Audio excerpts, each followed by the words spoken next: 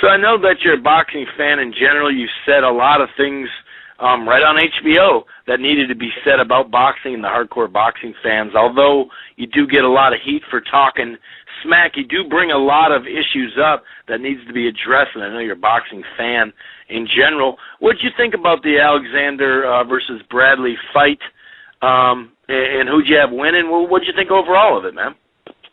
I thought going into the fight, I thought Alexander definitely had more talent. I thought Bradley was a more rugged guy who had been more battle tested and had proven he could come out through a tough battle. I mean, he had gone to England to beat Junior Witter. He had definitely been in with the better fighters, I felt Bradley had the more experience and the more ruggedness, but I thought Devon had a lot of talent. And going in, I was thinking maybe if Devon could, match even a little bit of Bradley's tenacity, he could beat him because I thought he was a more talented fighter. It turned out he was a total punk. It turned out he was a total punk instead. You know what I mean? He turned out he was a total sis. I was even shocked at the amount of sissiness he showed in the fight. I mean, because if he would have just gritted down a little bit, I think he's a better fighter than Tim Bradley. I mean, and that's not a knock on Tim Bradley. Devon Alexander is actually a very talented fighter. So saying Devon Alexander is a more talented fighter is not a knock on Tim Bradley. It just right. So I just thought Devon was more talented, but the amount of punk he has in him is so unbelievable that it totally annihilates and eliminates any amount of talent that he has. And the fight ended up not even being close at a certain point. I mean, it was just the same thing every round. You see this guy did not want to win the fight. This guy did not want to bite down and grit his teeth. This guy, all he wanted to do was complain. He was looking for a way out, and he finally found a way to get out of the fight with that other headbutt. I mean, don't get me wrong, Tim Bradley's a dirty fighter. Those are not accidental headbutts. That guy is a dirty fighter. And all his fans or buts about it, Tim Bradley can fight, but he's also a dirty fighter, and being dirty definitely helps him. But you knew that going into the fight. You knew that going into the fight. I got cut within 20 seconds of the first round against Miguel Cotto. I got knocked down in the second round. You know what I mean? I could have started looking for a way out too. You know what I mean? I had by the end of the second round, I had been cut, I had been down, and my overbone was already broken. So I could have easily looked for a way out, but I fought 10 more rounds like that. You know, and even gave Miguel hell in the middle of that fight. Yeah, that's in the middle of the fight is when you started winning the fight. Yeah, because I decided, you know what? Either I get my act together right now, or I'm gonna get blown out of here. You know. Devon Alexander, at no point in that fight did he say, let me get my act together or I'm getting blown out of here. At no point in the fight, Devon Alexander, the entire fight, probably from about the end of the first round on, had decided, I don't even want to be here anymore, man. I can't believe I got 11 rounds to go. Every round, I don't want to be here. He didn't throw punches to hurt Tim Bradley. He threw what I call get away from me punches, like going backwards all the time, kind of smack him. Exactly. Never really gritting his teeth. Like, I don't get me wrong, I fight going backwards too, but there's times where you have to commit and throw a combination or throw something nice or just establish your style in general. He never once established his style. He never tried. Because it's one thing you can't establish it if Tim don't let you. You know, definitely Tim wasn't letting him establish his style. But at the same time, Devon never tried anymore. He didn't want to be in the ring. He didn't want to be there. He didn't want to be in the arena. Man, he didn't want to be in Detroit, Michigan. He wanted to go back to Michigan. He was home in St. Louis watching the fight on TV. You know what I mean? So, you know, it's really a shame because you bring all that hard work for your entire life to the ring on that night. You bring your world championship belt. You bring your undefeated record.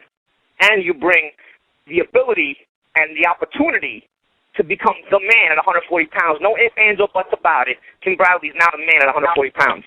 And Devon Alexander gave all that up.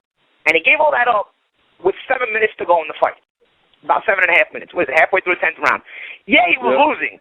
But, dude, for 7.5 minutes, your life's work, I mean, you're not going to be willing, even if it's not going good, and even if you got to gut it out, and maybe you're still going to lose the fight, but you're not going to give yourself 7.5 minutes of worth of opportunity to try to knock Tim Bradley out or try to see if something happens, even if you don't knock him out, try to see if anything happens to turn the tide your way. You're not even going to give yourself that opportunity. You're going to punk out like that.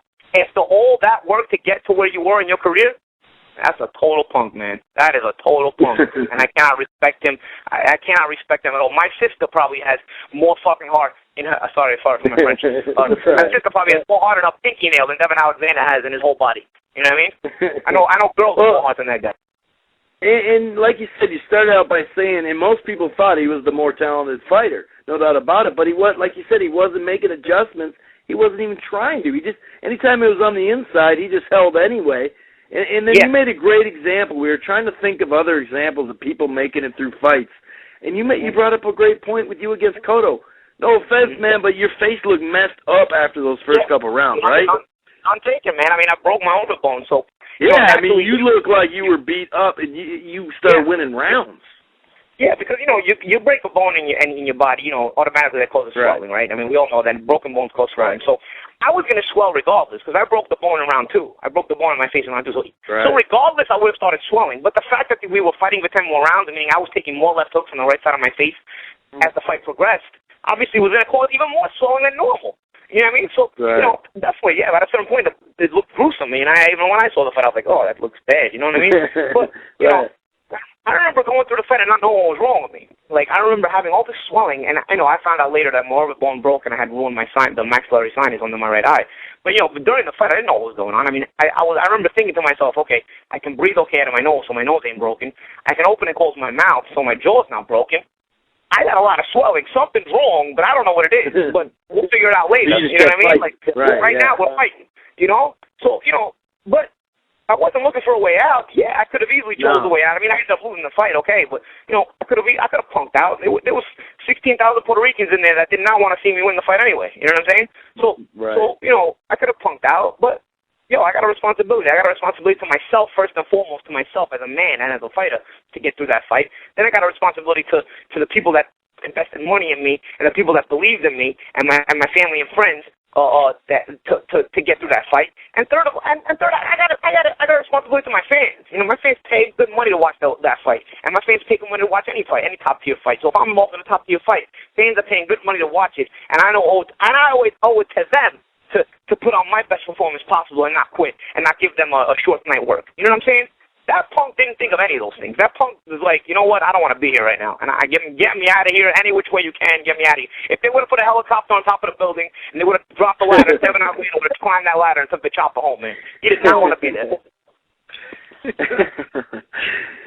Well, here's Malignaggi saying it like it is, like he always does, and that's what we appreciate about him.